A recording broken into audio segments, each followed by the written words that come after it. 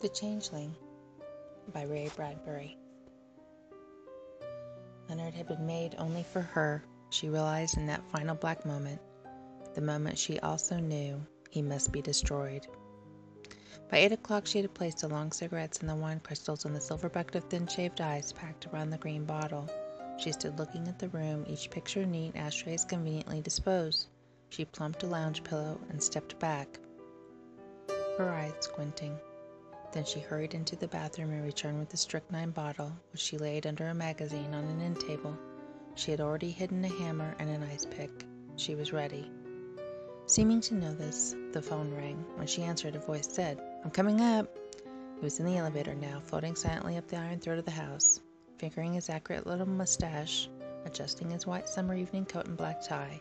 He would be smoothing his gray blonde hair, that handsome man of 50 still able to visit, handsome woman of 33, fresh, convivial, ready for the wine and the rest of it. "You're a faker," she whispered to the closed door a moment before he rapped. "Good evening, Martha," he said. "Are you just going to stand there looking?" She kissed him quietly. Was that a kiss? He wondered, his blue eyes warmly amused. "Here," he gave her a better one. Her eyes closed, she thought. Is this different from last week, last month, last year? What makes me suspicious? Some little thing. Something she couldn't even tell, it was so minor. He had changed subtly and drastically. So drastically, in fact, so completely, that she had begun to stay awake nights 2 months ago. She had taken to riding the helicopters at 3 in the morning out to the beach and back to see all-night films projected on the clouds near the point. Films that had been made way back in 1955. Huge memories in the ocean mist over the dark waters, with the voices drifting in like God's voices with the tide. She was constantly tired. Not much response. He held her away and surveyed her critically. "Is anything wrong, Martha?" "Nothing," she said. "Everything," she thought. "You," she thought. "Where are you tonight, Leonard? Who are you dancing with far away or drinking with in an apartment on the other side of town? Who are you being lovably polite with? For you most certainly are not here in this room, and I intend to prove it." "What's this?" he said, looking down. "A hammer? Have you been hanging pictures, Martha?" "No, I'm going to hit you with it," she said, and laughed. "Of course," he said, smiling. "Well, perhaps this will make you change your mind." He drew forth a plush case, inside which was a pearl necklace. "Oh, Leonard!" She put it on with trembling fingers and turned to him, excited. "You are good to me." "It's nothing at all," he said. At these times she almost forgot her suspicions. She had everything with him, didn't she? There was no sign of his losing interest, was there? Certainly not. He was just as kind and gentle and generous. He never came without something for her wrist or her finger. Why did she feel so lonely with him then?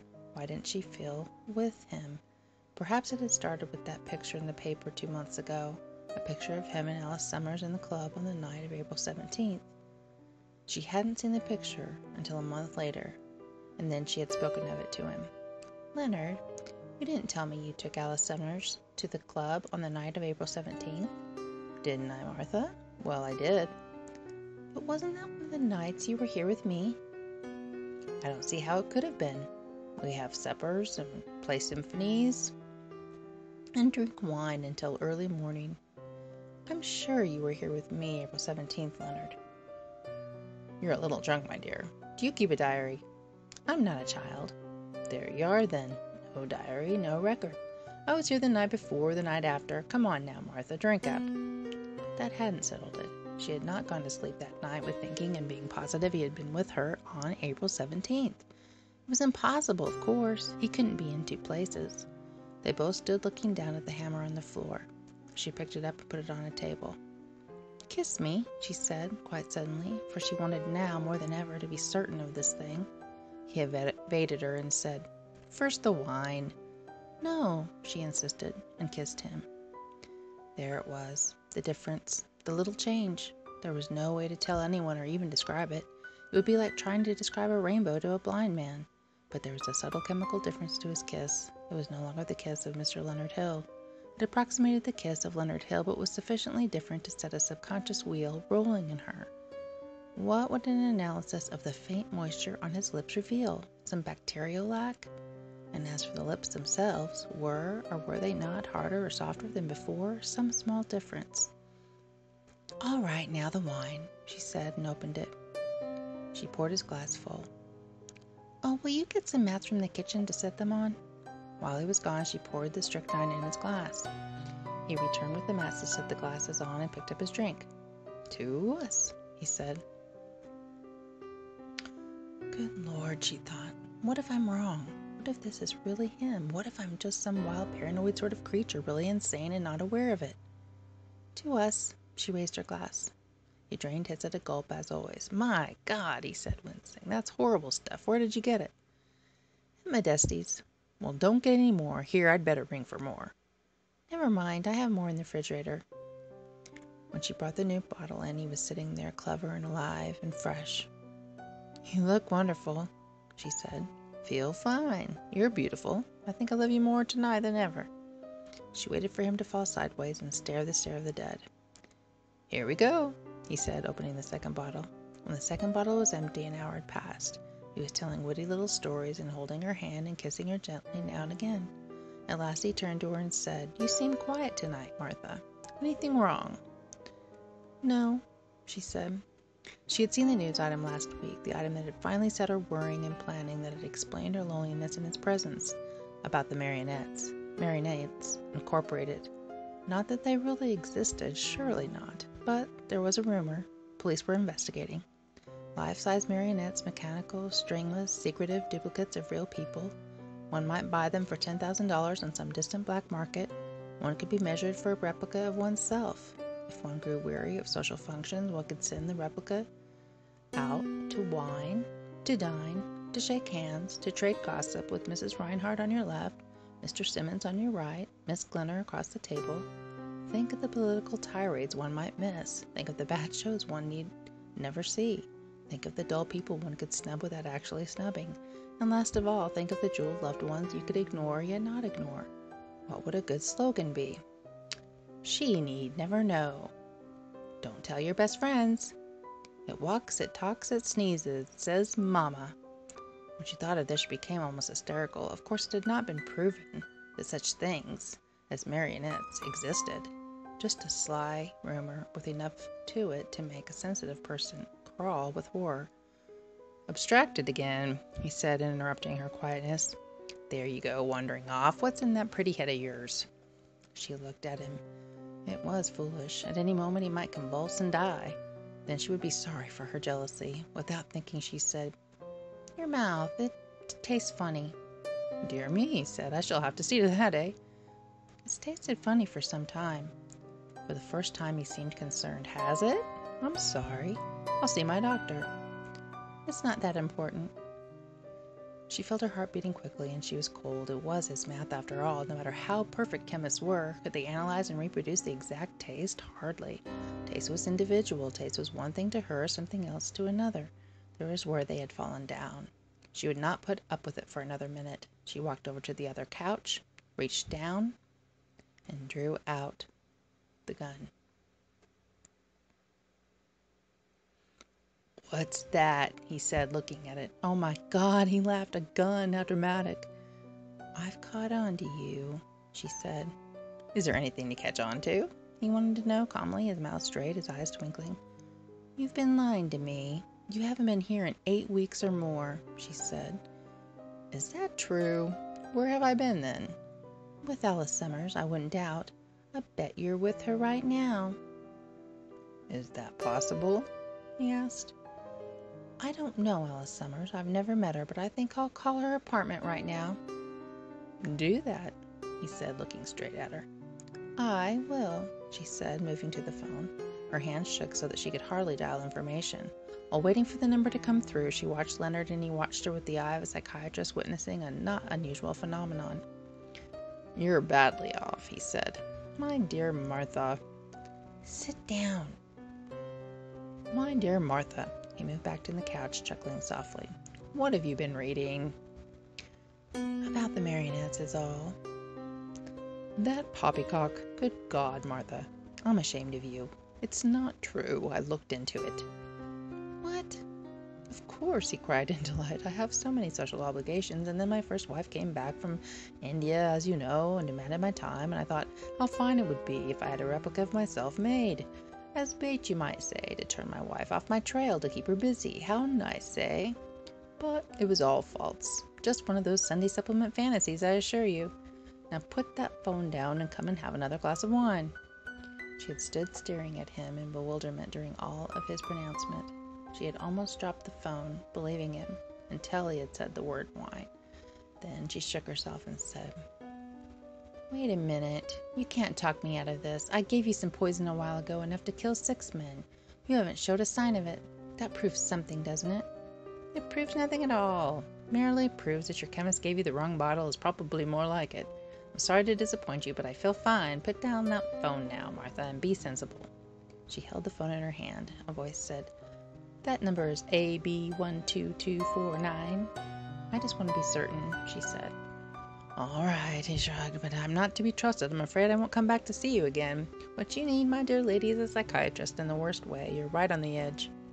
"Hello, operator. Give me AB1249. "Martha, don't," he said, sitting there, one hand out. The phone rang and rang at the other end. Finally, a voice answered. Martha listened to it for a minute and then put the phone down. Leonard looked into her face and said, "There, are you satisfied?" "Yes," she said. Her mouth was thick. She raised the gun. "Don't!" he screamed. He stood up. "That was your voice on the other end," she said. "You were with her." "You're insane," he cried. "Oh, God, Martha, don't. It's a mistake. That was someone else. You're so overwrought. You thought it sounded like me." She fired the gun once, twice, 3 times. He fell to the floor. She came to stand over him. She was afraid, and she began to cry. The fact that he had actually fallen at her feet had surprised her. She had imagined that a marionette would only stand there and laugh at her, alive, immortal. "I was wrong," she thought. "I'm insane. This is Leonard Hill, and I've killed him." He lay with his eyes closed, his mouth moving. "Martha," he said, "why didn't you leave well enough alone?" "Oh, Martha." "I'll call a doctor," she said. "No, no, no." And suddenly began to laugh. "You've got to know sometime. And now that you've done this, oh, you fool, I might as well admit it." The gun fell from her fingers. He said, choking on laughter, "I haven't been here with you for a year." "What?" "A year. 12 months. Yes, Martha, 12 months. "You're lying." "Oh, you won't believe me now, will you? What's changed you in 10 seconds? Do you think I'm Leonard Hill? Forget it." "And that was you? At Alice Summers' apartment just now?" "Me? No. I started with Alice a year ago when first I left you." "Left me?" "Yes, left," he shouted and laughed, lying there. "I'm an old man, Martha, old and tired. The rat waste was too much for me. I thought I needed a change. So went on to Alice, and tired of her, and went on to Helen Kingsley. You remember her, don't you? And tired of her. And on to Anne Montgomery. And that didn't last.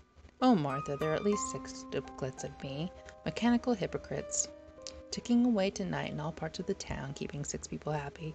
And do you know what I'm doing? The real I. I'm home in bed early for the first time in 30 years, reading my little book of Montaigne's essays and enjoying it, and drinking a hot glass of chocolate milk and turning out the lights at 10 o'clock. I've been asleep for an hour now, and I shall sleep the sleep of the innocent till morning and arise refreshed and free." "Stop!" she shrieked. "I've got to tell you," he said. "You've cut several of my ligaments with your bullets. I can't get up. The doctors, if they came, would find me out anyway. I'm not that perfect. Perfect enough, but not that good. Oh, Martha, I didn't want to hurt you. Believe me, I wanted only your happiness. That's why I was so careful with my planned withdrawal. I spent $15,000 for this replica, perfect in every detail. There are variables, the saliva for one. A regrettable error. It set you off, but you must know that I loved you."